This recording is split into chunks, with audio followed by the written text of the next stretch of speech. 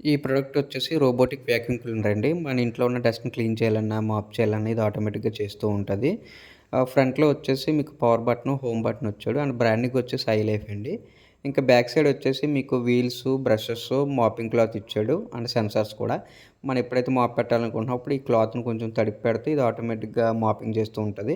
Liquid store చేసుకొని liquid cabin కూడా ఇచ్చాడు. అండ్ డస్ట్ కూడా కలెక్ట్ చేస్తది కదా! దాన్ని మొత్తం కలెక్ట్ చేసుకోవడానికి ఒక స్టోరేజ్ ఇచ్చాడు. మనం రెగ్యులర్‌గా దీన్ని రిమూవ్ చేసుకుంటూ ఉండాలి.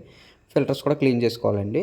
అండ్ దీని కాస్ట్ వచ్చేసి మనకి 13,000-15,000 పడుతుంది. అండ్ ఈ ప్రొడక్ట్ నేను పర్చేస్ చేయలేదు. మా రిలేటివ్ పర్చేస్ చేశాడు.